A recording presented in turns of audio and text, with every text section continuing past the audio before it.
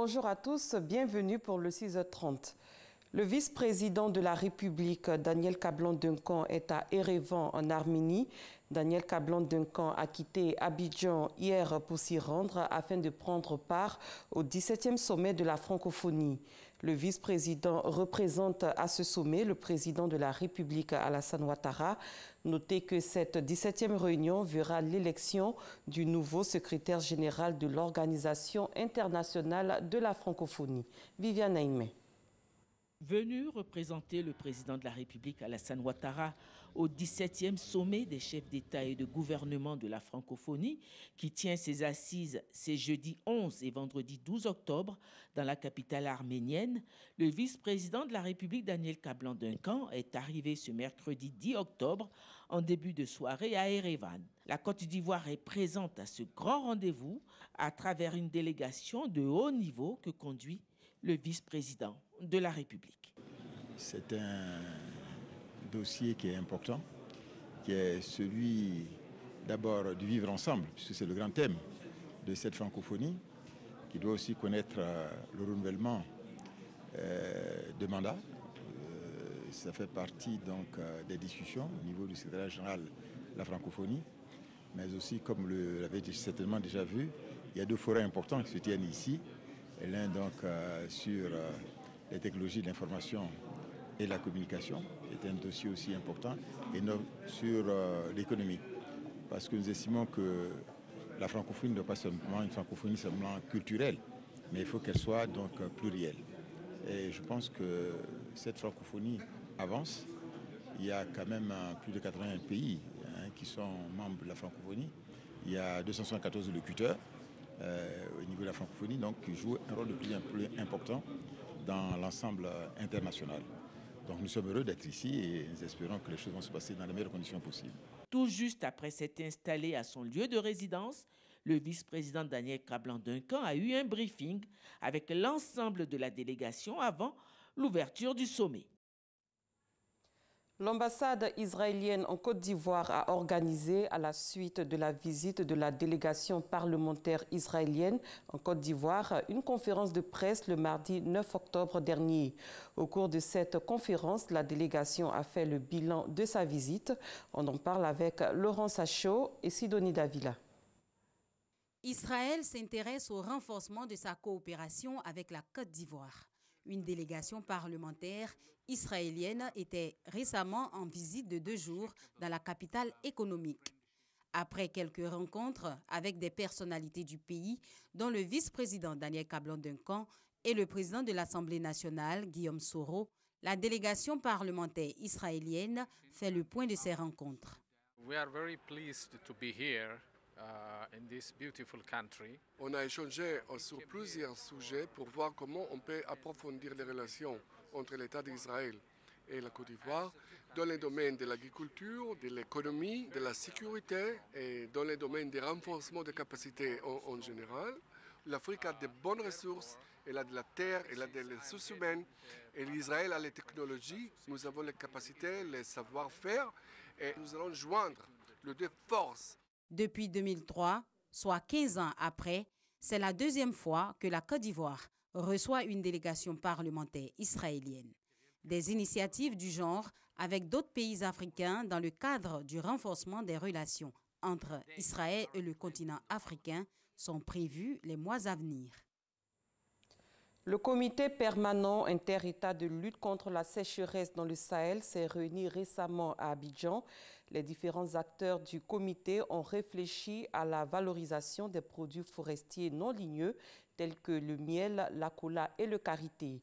Objectif, prendre des dispositions pour promouvoir et renforcer la sécurité des produits non ligneux.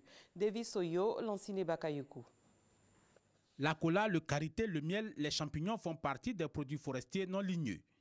Ces produits constituent une source de subsistance et de revenus pour les populations, aussi bien rurales qu'urbaines. Certains de ces produits ont des valeurs thérapeutiques et d'autres, tels que la cola, génèrent 78 milliards de francs CFA par an. Cependant, une grande partie de ce secteur est dans l'informel, selon le comité permanent inter-État de lutte contre la sécheresse dans le Sahel, SILS. Un comité chargé de valoriser les produits forestiers peu connus, dont les produits non ligneux. Le SILS prend donc des dispositions pour assurer la sécurité de ces produits. Il y a un plan national nutritionnel piloté à la fois par le ministère de la Santé et le ministère de l'Agriculture. Et il y a un certain nombre de dispositifs régionaux pour venir en appui aux États lorsqu'ils font face à des sécheresses ou à des périodes de déficit alimentaire. Il y a aussi, avec le SILS notamment, nous travaillons justement à prévenir ces questions d'insécurité alimentaire, dont tout un dispositif est mis pour pouvoir détecter dans des zones, dès qu'il y a une carence, dès qu'il y a un problème sur un produit végétal ou un produit alimentaire, nous sommes en mesure de le détecter puis d'anticiper. Les producteurs s'organisent, ce qui est le plus important. Et plus les gens s'organisent, plus on regarde la commercialisation et comment vraiment garantir les prix aux producteurs pour ceux qui cultivent ou même ceux qui font la cueillette de ces produits puissent vraiment s'en sortir et avoir contribué réellement à leurs revenus dans les différents ménages. La Côte d'Ivoire dénombre plus de 100 produits forestiers non ligneux. Le comité permanent inter-État de lutte contre la sécheresse dans le Sahel veut mettre en place une politique de valorisation de ces produits pour leur prise en compte dans la chaîne des valeurs des produits à forte valeur économique. La direction de la police criminelle d'Abidjan vient de mettre la main sur un groupe de braqueurs qui sévissait depuis un moment à Abidjan.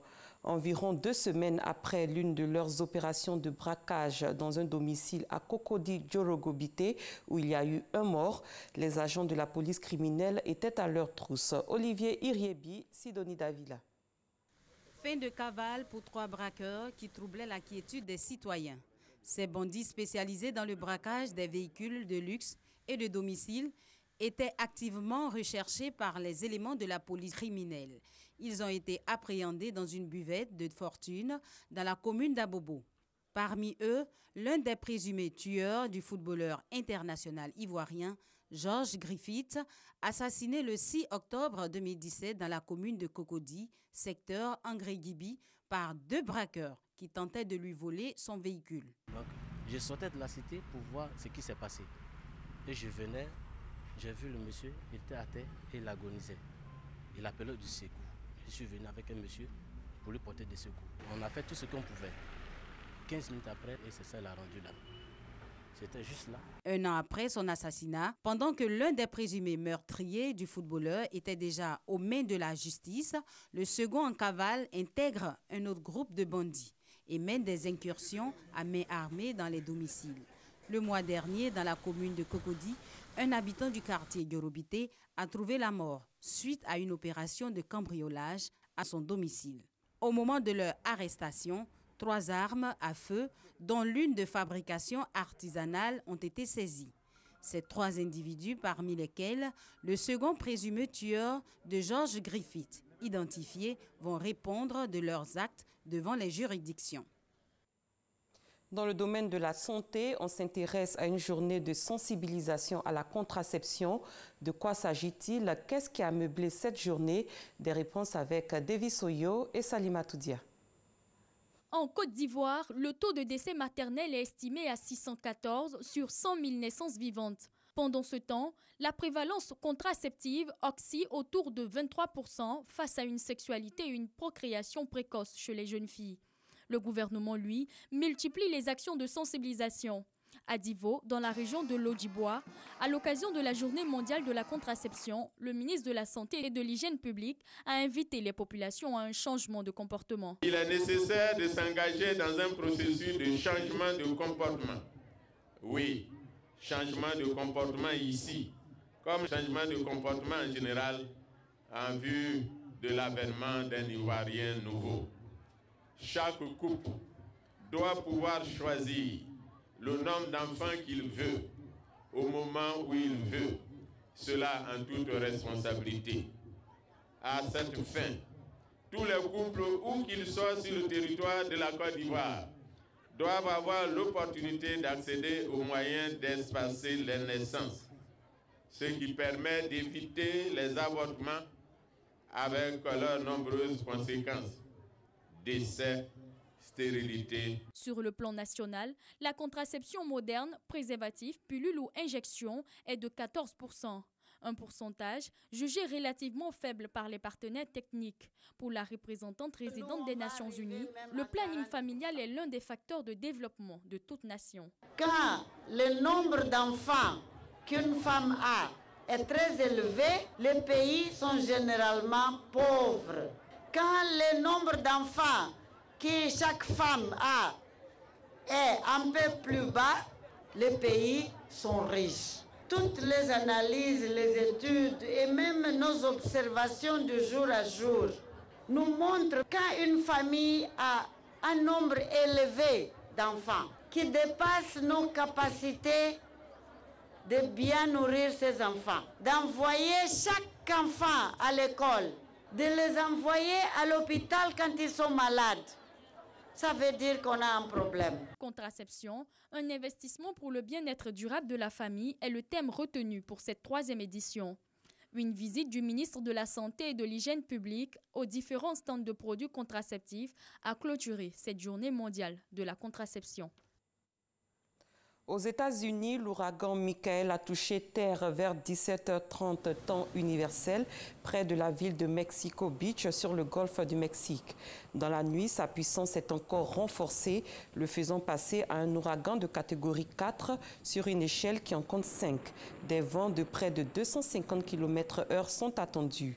Le gouvernement de Floride craint une tempête meurtrière et catastrophique. L'état d'urgence a été déclaré. Plus loin, au Mali, le bras de fer entre gouvernement et magistrats dure depuis 11 semaines. Les juges réclament une sécurisation des tribunaux et une augmentation de salaire. Décidée en Assemblée générale hier, la grève illimitée se poursuit malgré le récent décret du gouvernement imposant la réquisition des magistrats. Ainsi prend fin ce 6h30. Merci de l'avoir suivi. Très bon début de journée à tous et à toutes.